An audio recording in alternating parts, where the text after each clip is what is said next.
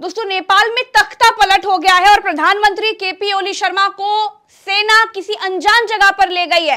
KP ओली शर्मा को भागना पड़ गया है। केपी ओली शर्मा के निजी आवास पर प्रदर्शनकारियों ने आग लगा दी। पूर्व प्रधानमंत्री शेर बहादुर देउबा के घर में घुसकर उन्हें पीटा गया और संसद तक में आग लगा दी गई। दोस्तों, नेपाल में हालत बेकाबू होते जा रहे हैं। संसद का एक एक किला ढहा दिया गया है।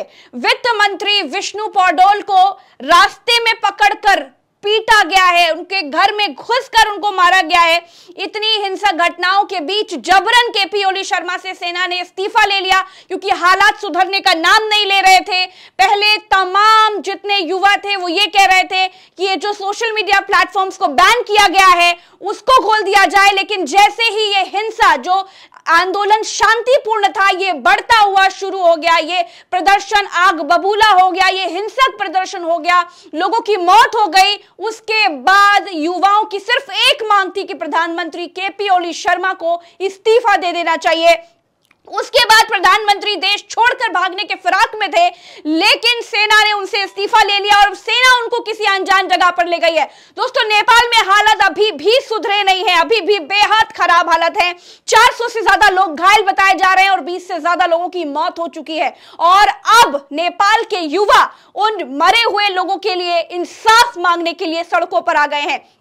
हमारे साथ भरत जी हैं। नेपाल में जो कुछ हो रहा है आपको बिल्कुल विस्तार से बताएंगे, क्योंकि जो नेपाल में हो रहा है इसके पहले कभी नहीं हुआ, लेकिन नेपाल का इतिहास रहा है, क्योंकि 17 सालों में 15 सरकारें गिर चुकी है नेपाल में। केपी ओली शर्मा की सरकार में आखिर ऐसा क्या हुआ कि ये शांतिपूर्ण आंदोलन इतना हिंसक हो गया कि गृह मंत्री को सड़क पर पकड़कर पीटा गया? आखिर कैसे हुआ यह आंदोलन इतना उग्र? प्रज्ञा जी, ये जेन जी यानी नए लोगों का आंदोलन है और नए लोग पुराने लोगों को नेपाल में नहीं चाहते थे, और इसीलिए आप थोड़ा सा पीछे हो जाइएगा, मेरे पास माइक है। नए लोग पुरानी सरकार को नहीं रहने देना चाहते थे और भ्रष्टाचारी सरकार थी। सबसे पहले आप देखेंगे कि कल से ये प्रदर्शन चल रहा था, हम अपने दर्शकों को बता रहे थे। प्रज्ञा जी, ये देखिए, थोड़ा सा पीछे हटिएगा, दर्शकों को देखने में आसानी होगी। प्रज्ञा जी, थोड़ा सा जगह दीजिएगा, थोड़ा सा पीछे हटिएगा। ये संसद है, ये संसद की तस्वीर है प्रज्ञा जी, और संसद धू धू करके जल रही है। ये पूरा प्रांगण, ये संसद का प्रांगण है, और इसमें लोगों की संख्या कितनी है, और इन लोगों ने अपनी ही देश की संसद में आग लगा दी है प्रज्ञा जी, और ये संसद धू धू करके जल रही है। और ये दूसरी तस्वीर आप देखेंगे तो ये दूसरी तस्वीर में ओली का घर है प्रज्ञा जी, ये ओली का घर है। ओली के घर में लोगों ने आग लगा दी है और ये ओली का घर धू धू करके जल रहा है। पूरा नेपाल धू धू करके जल रहा है, और उसमें खास तौर पर नेपाल की सरकार के मंत्री, नेपाल की सरकार में काम करने वाले लोग, मंत्री संतरी लोग जहां भी रह रहे हैं, उन लोगों को चुन चुन कर वहां की जनता निकाल रही है। ये ऊर्जा मंत्री का घर है, जहां से लोगों ने पैसे निकाले और पैसे निकालकर हवा में उड़ा दिए। आपके सामने देखिए, पैसे हवा में उड़ रहे हैं। ऊर्जा मंत्री का घर है नेपाल के, और यहां पर किस तरीके से पैसे हवा में उड़ाए जा रहे हैं और लोगों की भीड़ उग्र है प्रज्ञा जी।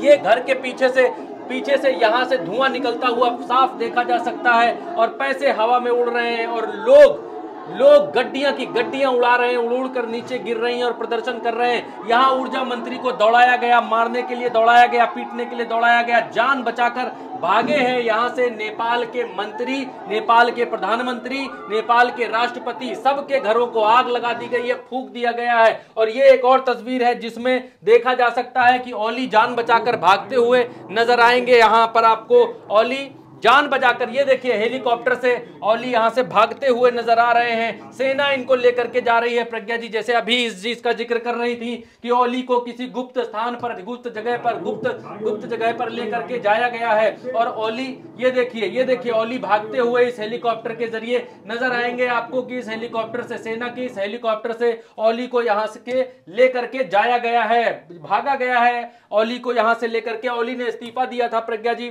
ये वो इस्तीफा है ओली का जो यहां पर दिखलाई दे रहा है। ओली ने यहां पर लिखा है कि सम्मानीय राष्ट्रपति जी, राष्ट्रपति को इस्तीफा लिखा है, और ये लिखा है कि असामान्य स्थितियों को ध्यान में रखते हुए संविधान सम्मत फलाना ढिमकाना और इन सब की वजहों से वो अपने पद से, प्रधानमंत्री के पद से राजीनामा देवको कुछू छऊ, उस भाषा में लिखा है, नेपाली भाषा में, कि इस्तीफा दे रहे हैं ओली का। ये इस्तीफा आपके सामने है, जिसको आप यहां पढ़ सकते हैं। और ये बहुत ही खतरनाक तस्वीर निकलकर एक नेपाल से आई है।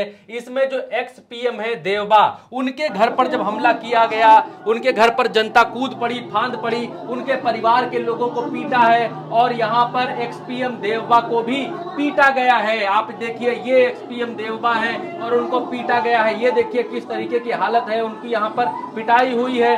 और एक भी मंत्री, प्रज्ञा जी, इतनी नाराज है नेपाल की पब्लिक सरकार से, सरकार के भ्रष्टाचार से, सरकार के इन रवैयों से, कि जब जनता, देखिए, हमको यहाँ पर ये देखना भी बेहद जरूरी है कि ये आम लोग हैं, ये आम लोग हैं जो सड़कों पर हैं, अपने हक, अपने अधिकार के लिए हैं। एक और तस्वीर आ गई है, एक और तस्वीर आ गई है, मैं बता देता हूँ। ये है संसद, ये संसद जल रही है, और संसद में अपने देश का झंडा, जलती हुई संसद से अपने देश का झंडा यहाँ पर एक युवक संसद से उतार रहा है। नेपाल का युवक है, वो संसद में तो आग इन लोगों ने लगा दी है, लेकिन अपने देश का झंडा ये संसद से उतार रहे हैं, ताकि इस झंडे को, ये झंडा न जल जाए और ऐसी कोई जो है वो न जाए। और झंडा उतार कर नीचे फेंक दिया गया है। झंडे को यहाँ पर जलने से इस युवक ने बचाया और झंडा नीचे फेंक दिया, जो वीडियो में बिल्कुल साफ क्लियर कट दिखाई दे रहा है। और ये बड़ी तस्वीर है जिसमें वित्त मंत्री जो इनके हैं उनको किस तरीके से पीटा गया। ये विष्णु है, ये वित्त मंत्री विष्णु है, जिनको सड़क पर दौड़ा दौड़ा कर पीटा गया है। छाती, ये देखिए, ये इस तस्वीर को आप दोबारा देखिएगा कि किस तरीके से छाती पर लात मारी गई है। एक प्रोटेस्टर ने किस तरीके से उनके छाती पर लात मारी है। देखिए कैसे वित्त मंत्री सड़क पर दौड़ाकर पीटे गए हैं। देखिए इस तस्वीर, ये देखिए, ये विष्णु है, विष्णु पौडोर, और ये देखिए पकड़ करके उनको, ये इनके घर की निजी आवाज जो है इनका, उसके पास का किस्सा है। इसी के उनके घर के पास ही उनको प्रदर्शनकारियों ने रोक लिया और घर से बाहर निकलने के बाद उनको सड़क पर दौड़ा दौड़ा कर पीटा। ये होता है हाल जब जनता को हद से ज्यादा दबाने की कोशिश की जाती है, जब जनता को त्रस्त कर दिया जाता है, तो इसी तरीके से जनता सड़क पर निकल करके हिसाब मांगने के लिए आ जाती है। और भी बहुत सारी तस्वीरें हैं जो आपको देखना चाहिए कि किस तरह से प्रदर्शन ये उग्र होता चला गया। ये बहुत ही शांतिपूर्ण आंदोलन था। तमाम युवाओं का, जो जेनजी युवा है, इनको सिर्फ एक ही मांग के साथ आए थे कि भ्रष्टाचार का एक मुद्दा है, सरकार को कुछ करना चाहिए। और उसके बाद इस तस्वीर को देखिए, कुछ तख्तियां भी हैं जो देखी जा सकती हैं, जिनमें लिखा है आवाज उठाओ, भ्रष्टाचार हटाओ। पोस्ट देखी किन राउंडी, किनकी तोरी चारू लगू की, कुछ नेपाली में इन लोगों ने लिख रखा है, लेकिन मेन मामला भ्रष्टाचार का है। यहाँ देखिए संसद पर चढ़े हुए यहाँ के युवा संसद पर थोड़ा सा पीछे हटिएगा प्रज्ञा जी, और ये देखिए एक युवक संसद के भीतर यहाँ पर के वो आंसू गैस का दोबारा से उठाकर केन पीछे फेंक रहा है। अच्छा, अभी की स्थिति क्या है प्रज्ञा जी, वो भी दर्शकों को बताना आवश्यक है। अभी जो काठमांडू के ऊपर का एयर स्पेस है वो पूरी तरीके से बंद कर दिया गया है। जो भी फ्लाइट्स आ रही हैं वो चक्कर लगा रही हैं, गोल गोल एयरपोर्ट के ऊपर घूम रही हैं। ये एयरपोर्ट की स्ट्रिप है, यहां से जहाज को जो है वो लैंड करके नीचे उतर के यहां तक दौड़ के जाना होता है, लेकिन अब ऐसा नहीं हो पा रहा है क्योंकि काठमांडू एयरपोर्ट बंद कर दिया गया है। जो भी जहाज हैं वो जहाज देखिए यहां पर आकर खड़े हुए हैं और गोल गोल हवा में ही घूम रहे हैं। वो जाएं तो जाएं कहां, काठमांडू में उनको उतरने नहीं दिया जा रहा है और वहां पर वो चक्कर लगा रहे हैं। जहाजों की कौन कौन से जहाज हैं वो जानना चाहते हैं तो ये फ्लाइट रडार का ये डेटा है और ये फ्लाइटों के नाम है, नीचे लिखे हुए हैं, यहां से देखकर पता कर सकते हैं। हम बताएंगे तो फिर बहुत देर लगेगी, ये वीडियो फ्लाइट्स के ऊपर नहीं है, इसलिए प्रज्ञा जी ये अगली तस्वीर। बिल्कुल, अब इस तस्वीर को देखिए, ये वो तस्वीर है जिससे आपको पता चलेगा कि ये जो आंदोलन है, ये प्रदर्शन है, ये कितना भयानक और कितना वृहद, कितना बड़ा है। ये पहली तस्वीर संसद भवन की है। आप देखिए कि किस तरीके से संसद भवन धुआं धुआं है, आग के हवाले कर दिया गया पूरा संसद भवन। इस तस्वीर को देखिए, ये तस्वीर कितनी भयानक तस्वीर है किसी लोकतांत्रिक देश के लिए। अब देखिए कि पूरे संसद भवन से धुएं का गुबार उठता हुआ दिख रहा है। जो दूसरी तस्वीर है, ये जो ओली थे, पूर्व प्रधानमंत्री हैं अब तो, क्योंकि उन्होंने इस्तीफा दे दिया, केपी ओली शर्मा का निजी आवास है, उनके निजी आवास को भी आग के हवाले कर दिया।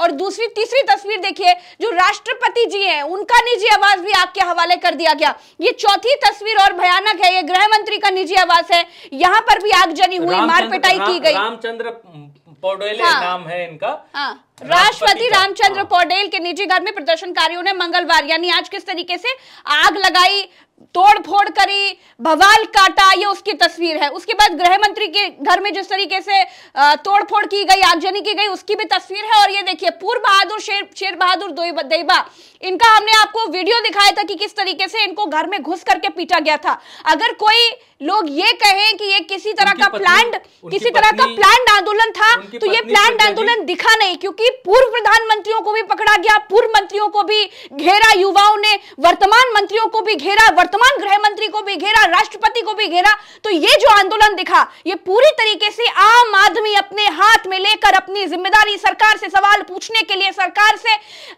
आमने सामने करने के लिए सड़क पर उतरा दिखाई दिया। भरत जी, आप कुछ कहना चाह रहे थे? हाँ, मैं कह रहा था कि उनकी पत्नी है ये शेर बहादुर देउबा की आरजू राणा, उनको भी लोगों ने यहाँ पर पीटा है, वो भी उनके साथ दिखाई दी गई। और ये जो आपने तस्वीर इससे पहले, ये बिल्कुल वित्त मंत्री विष्णु पोडोरा की तस्वीर है, और उनको किस तरीके से पीटा गया था वो सबने देखा।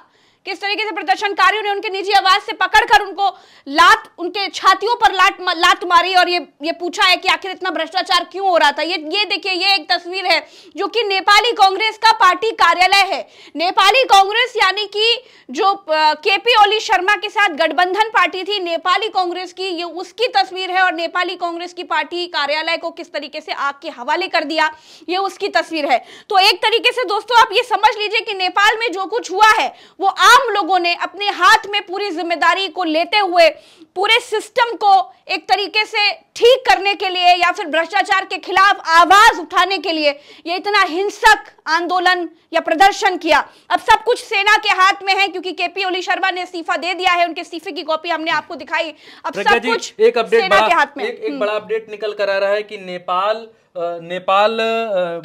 भारत सरकार ने नागरिकों को नेपाल ना जाने की सलाह दी है, कि कोई भी नागरिक नेपाल ना जाए जो जाना चाह रहा है। इस समय नेपाल में जारी हिंसा के बीच जो है विदेश मंत्रालय ने ये एडवाइजरी जारी की है कि नेपाल जाने से बचें, हालात जब नॉर्मल हो जाएं तब नेपाल जाएं, इससे पहले नेपाल कोई भी ना जाए। एक नंबर जारी किया है, दूतावास के हेल्पलाइन नंबर से संपर्क करें। उन्होंने बोला है 9808602881। ये ऐसे नंबर जारी किए गए हैं विदेश मंत्रालय की तरफ से। और नेपाल में 22 से ज्यादा लोगों की, ये सरकारी आंकड़ा बता रहा हूं प्रज्ञा जी, 22 से ज्यादा लोगों की मौत बताई जा रही है। और अंतरिम सरकार बनाने के लिए जो है वो बातचीत शुरू हो चुकी है। काठमांडू के मेयर हैं बालेन शाह, उनसे ये बातचीत की जा रही है। रवि छामी छाने अंतरिम सरकार के गठन के लिए रवि छामी छाने, थोड़ा नाम लेने में अजीब सा नाम है, और काठमांडू के मेयर बालेन शाह के बीच बातचीत शुरू हो गई है।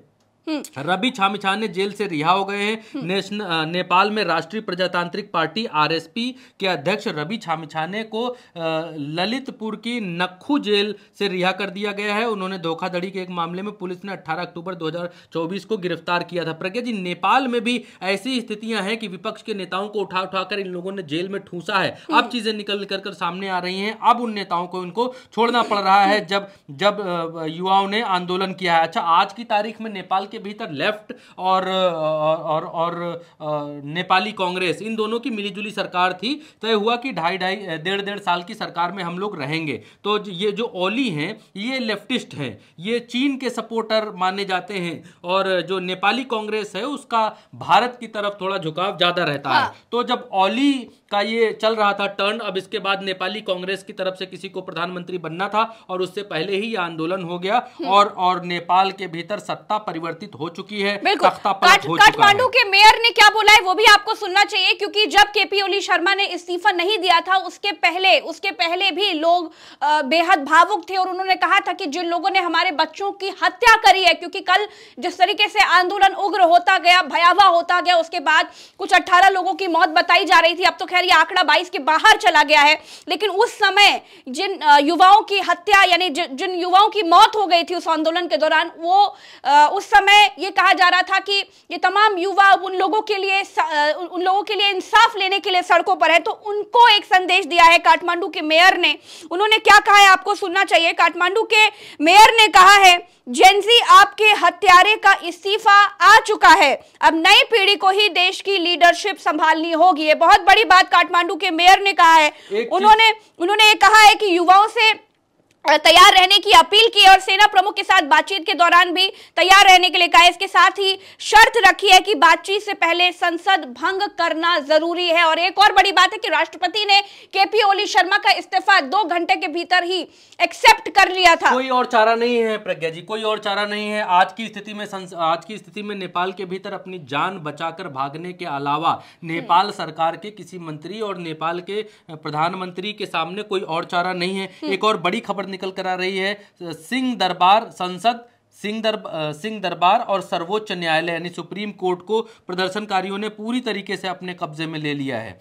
और सिंह दरबार में मंत्रियों का दफ्तर रहता है, वो भवन जहां मंत्रियों का दफ्तर होता है उसको, संसद को और सुप्रीम कोर्ट को, तीनों को प्रदर्शनकारियों ने अपने कब्जे में ले लिया है। और वहां मंत्रियों को सुरक्षित निकालने के लिए सेना ऑपरेशन चला रही है। सिंह दरबार से मंत्रियों को सुरक्षित निकाला जा सके, क्योंकि ओली को हेलीकॉप्टर से गुप्त स्थान पर भेज दिया गया है, लेकिन मंत्री अभी भी निकाल कर पीटे जा रहे हैं, मारे जा रहे हैं। जनता आक्रोशित इसलिए हो गई क्योंकि इन लोगों ने सेना को गोली चलाने का आदेश दे दिया। जब जनता कल संसद में घुस रही थी, उसमें आंकड़ा तो 25 का बता रहे हैं, 26 का बता रहे हैं, लेकिन लोग 45 से 50 के बीच मारे गए हैं। सीने पर गोलियां मारी हैं इन लोगों ने। पहले इन लोगों ने यह चाहा कि हम जो है ताकत के दम पर इस आंदोलन को दबा देंगे, कुचल देंगे। इन लोगों ने दूसरे देशों से थोड़ी गलत शिक्षा ले ली कि ताकत के दम पर हम आंदोलन दबा देंगे, सड़क खोद देंगे, ये सब कर देंगे तो आंदोलन को खत्म कर देंगे। उनको कहेंगे कि ये लोग जो है किसी के बहकावे में आ गए हैं, या ये लोग मवाली लोग हैं, या गुंडे लोग हैं। इस तरीके की चीजें करने की कोशिश की वहां की सरकार ने, लेकिन वो कामयाब नहीं हो पाई। युवाओं के प्रदर्शन ने दूसरे दिन, हमने कल जब अपने साथी पत्रकार को जोड़ा था नेपाल से, तो उन्होंने कल ही आपके प्रोग्राम में प्रज्ञा जी इस बात को कह दिया था कि नेपाल की सरकार आज रात में ही गिर जाएगी और किसी भी हालत में, क्योंकि वो भी इस प्रदर्शन में हिस्सा ले रहे थे, उनको भी कुछ चोटें आई थी। हम आज भी संपर्क करना चाह रहे हैं, लेकिन वो उस प्रदर्शन में मौजूद हैं, आज वो बता रहे हैं, और इस समय वो जुड़ नहीं पाएंगे, लेकिन उनको शाम तक जोड़ने की कोशिश करेंगे। और ये सरकार, नेपाल की सरकार ने युवाओं के हाथ में शक्ति है, ये दिखा दिया है। एशिया के भीतर भी ये दिख गया है कि युवा चाहे तो किसी भी देश की किस्मत को बदल सकते हैं, पलट सकते हैं। अच्छा, एक बात यह है कि हिंसा कहीं भी ठीक नहीं होती है, हिंसा नहीं होनी चाहिए, लेकिन ऐसी नौबत आखिर क्यों आन पड़ी? ऐसी नौबत इसीलिए आन पड़ी क्योंकि एक देश ने अपने देश के युवाओं को हद से ज्यादा दबा दिया, हद से ज्यादा उनकी आवाजों को दबाने की कोशिश की। और जब आप किसी चीज को हद से ज्यादा दबाते हैं तो उसका बुरा असर इसी तरीके से दिखता है। अच्छा, एक महत्वपूर्ण जानकारी आपको बता दूं कि नेपाल में 17 सालों में 15 सरकारें गिर चुकी हैं। पुष्प कमल दहल की सरकार गिरी, माधव कुमार की सरकार गिरी, झलनाथ की सरकार गिरी, सुशील कोइराला की सरकार गिरी, खिलराज रेग्मी की सरकार गिरी, बाबूराम भट्टराई की सरकार गिरी, केपी शर्मा ओली की 2015 से 16 वाली जो सरकार थी वो भी गिर चुकी थी। पुष्प कमल दहल फिर 2016 से 17 में आए तो उनकी वो सरकार गिरी। शेर बहादुर दोइबा, जो आपको यहाँ पर तस्वीर में जिनकी आपने देखी, जिनको सड़कों पर पकड़ के मारा गया, उन शेर बहादुर दोइबा की 2017 से 18 वाली सरकार गिरी। इसके बाद 2021 से 22 की सरकार शेर बहादुर दोइबा की फिर गिरी। फिर केपी ओली शर्मा की 2021 वाली सरकार गिरी। फिर 2018 से 21 वाली केपी ओली शर्मा की सरकार गिरी।